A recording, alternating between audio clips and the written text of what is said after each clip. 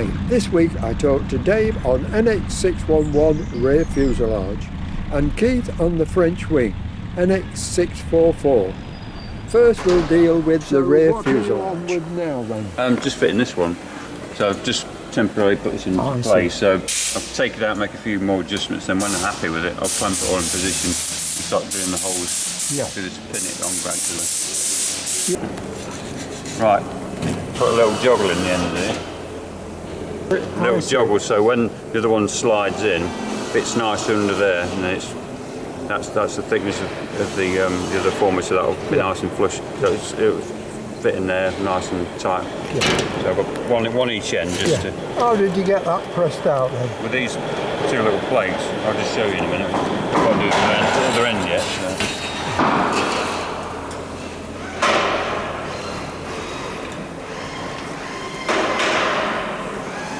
Which side are you doing? The top, that one? Yeah. Oh, I see. That's got to come.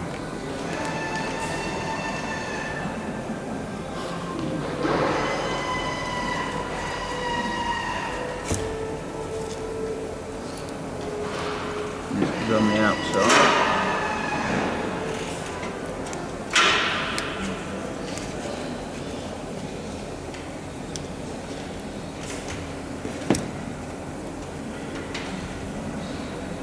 And we just squeeze it in the vice. Oh.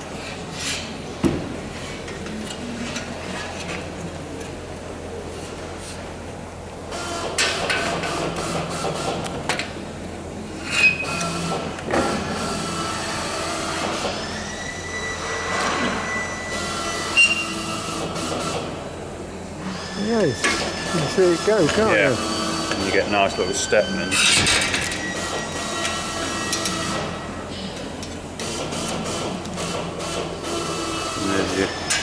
There's your little joggle. See? Yeah. There's your little joggle. See? Yeah. Yeah. Yeah. In theory that should slide straight into the other one now. Yeah. Start drilling it off. And this is what? Number 28 still? Yeah. Yeah. Just had to put it back in to mark it all up, so now I've got that joggle and it should slide in nicely, and then I pin it to the T3 material. Yeah. How many can you get out? Two. You can get two. two. Because of the shape, yeah, I have to like overlap them a bit. And they're very expensive to it's quite a bit of waste, but on the last lot we made, we managed to use the leftovers to make other bits, so.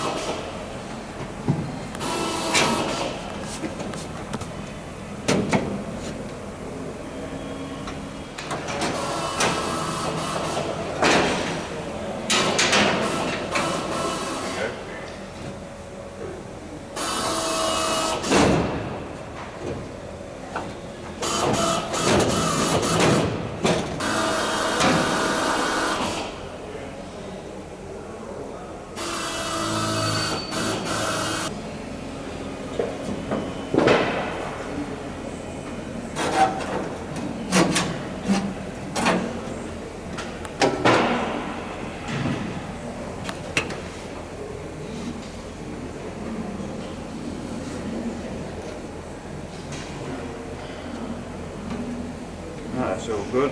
Yeah. Jog was in the right place. Sorry, what you say? Yeah, it looks good. Looks good. It fits like a glove on a chickie's leg.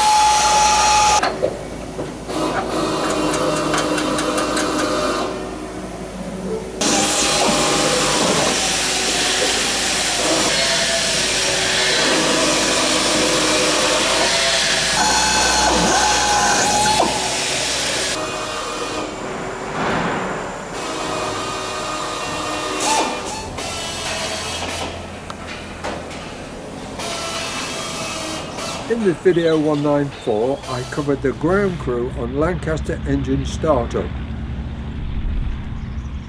with Norm as man A, ground control, Gerb as man B, covering the priming of the port side engines and the auxiliary power supply, Phil man C, priming the starboard side engines.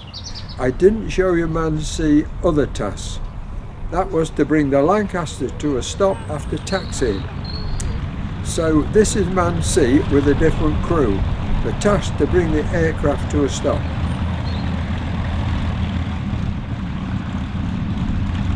Signalling to go more to the port.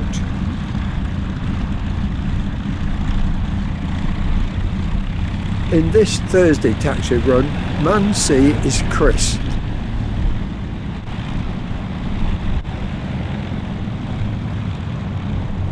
Come straight forward.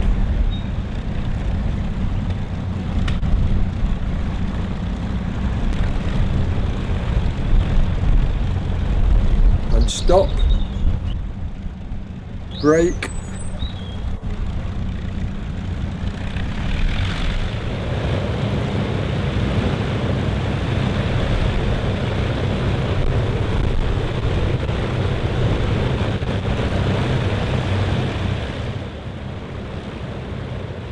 This week, Chris is man C. He will guide the aircraft in, receiving signals from the pilot and sending them back.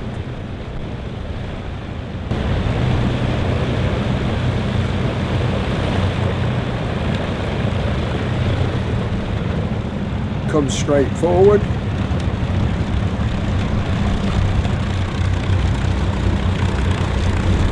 And to stop. Brake.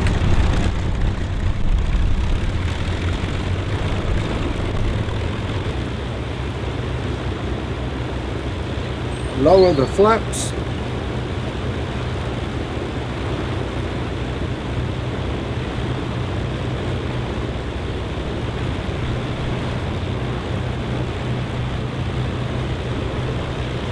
Open the bomb doors.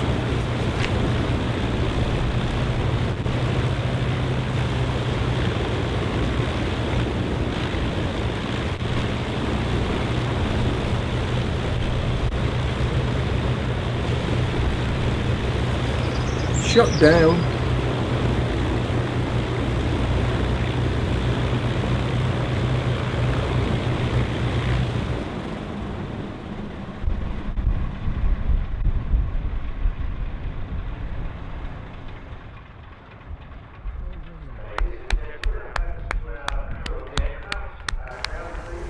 Chocks under wheels.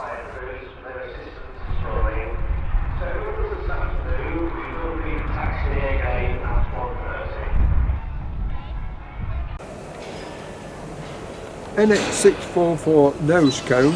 Chris now cleaned the areas which need repairing and has also made the patches.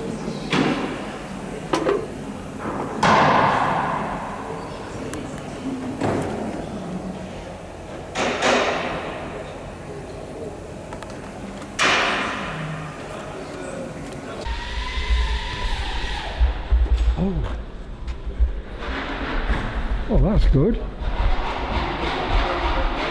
NX644 wing. Keith's been fitting hundreds of cleats in the leading edge, also made a new skin towards the inboard section of the leading edge. Where will you make the joint? In the middle or on a rib? No, it'll be in the middle. Yeah. It'll be exactly the same as this sort of joint. Yeah. Like when they join the two together, so they'll do that with a butt strap behind. All the way, yeah. That goes all the way around it. Yeah. I would have made a complete one, but we haven't got, our rollers aren't long enough to roll that, and they would struggle rolling 80 thou over that length because they're not heavy enough. You need big heavy rollers, but we'll probably get away with it rolling a small section. We'll do that. Have you heard any more about those steel plates? Oh yes, we've got them. Wow. Yeah. Yeah.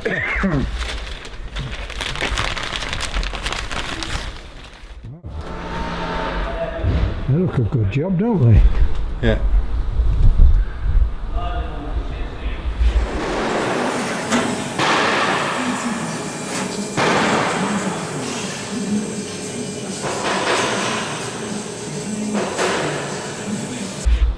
Yeah. They are as per the drawings. Yeah.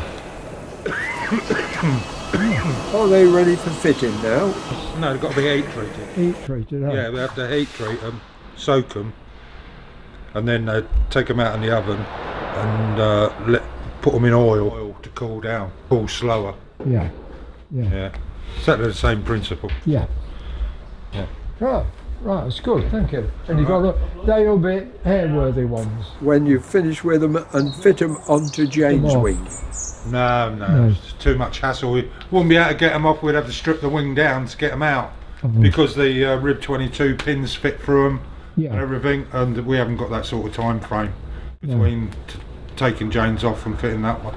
So that wing's got to be ready to go. Yeah, yeah. Because you can't put the leading edge on until these are in position, the pins are in and rib 22's in. Yeah. So you wouldn't be able to do it. If you had a year to change it over, yeah, probably. Keith has started to rivet together rib 22. You remember this is the end rib of the inboard section of the French wing. The rivets he's using have to be cooked up to 500 degrees centigrade and then quenched in water. This is to soften the rivet. When cool, kept in a fridge below freezing. They can be used up to 3 days before they start to harden if kept in the fridge. You can cook these rivets up to 3 times. The hand rivet cutter Keith's using gives a good clean cut. He's cutting about a 1/16 of an inch off the rivet.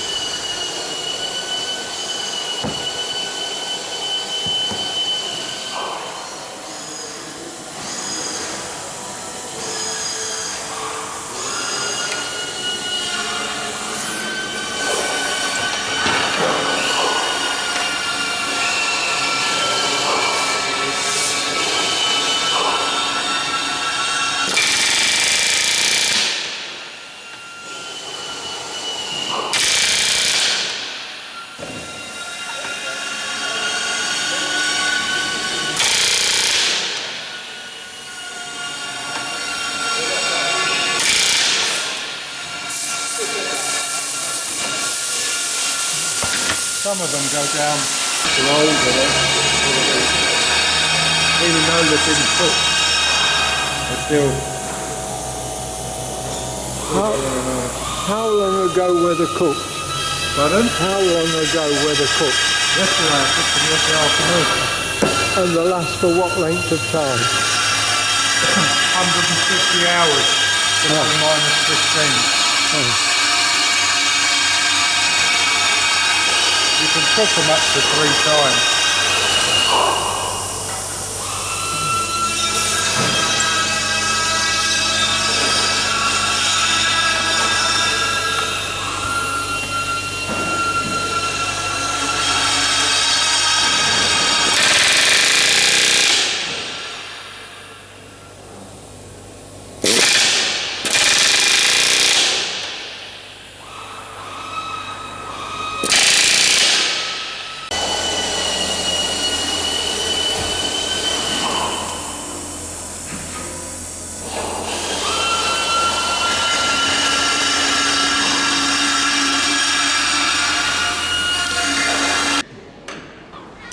This is part of rib 22, skin pinned together. The rib had to be assembled with skin pins. So Keith could rivet it in the correct sequence, otherwise it'd be nigh impossible to get access to all the rivets.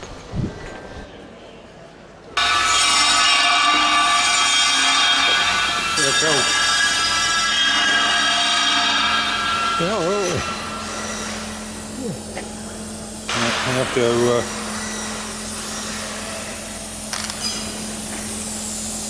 And that smells like methylated spirits. it is methylated spirits. And what does actually that do? Well, methylated spirits are water affinitive, Yeah. so the moisture that builds up on the rivet when you take it out, you know, you get frost on it. Yeah. So you don't want to push it into the hole with water on the rivet because it'll start to corrode. Yeah. So if you wash them and let them come up to temperature in methylated spirits. Yeah. When you take them out and they're dry, they're completely dry. You put them in and there's no moisture gone into the joint. It's a good idea. So it has to come to the ambient temperature of the room, does it? Yeah, well, once they warm up a bit and they're not so frosty, they're not totally warm. No. But now they're, you know, like the worst of the, they've started to come up.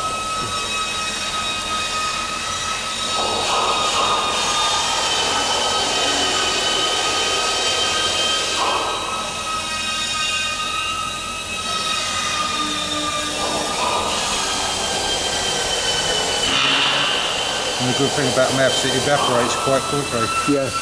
Yeah. Then you haven't got a frost on it anymore. It's completely dry.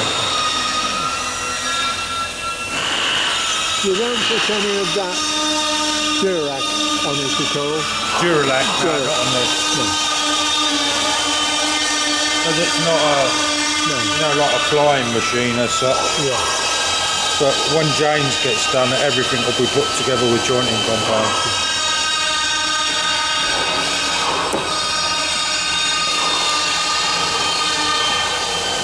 But you know, can you imagine that those small tins of that jointing compound? I think they're about 20 quid a tin. Yeah. So you think how many tins you need on this? Yeah. And it's going to sit in a museum. Yeah. Not worth it, is it? Waste of money, really. Yeah. So everything. When they built them, they never used jointing compound. No. No. So everything was dry. So it's gone back as original.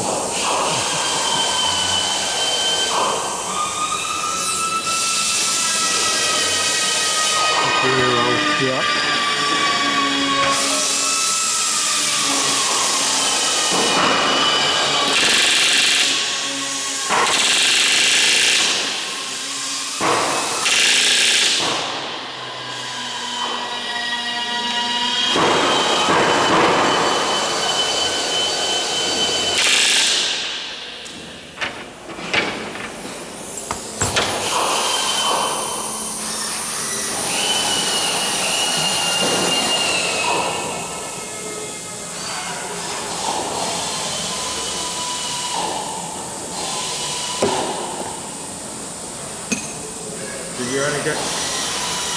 You have to try not to handle them once they come out of the freeze, because as soon as they start warming up, they start aging, they start getting harder.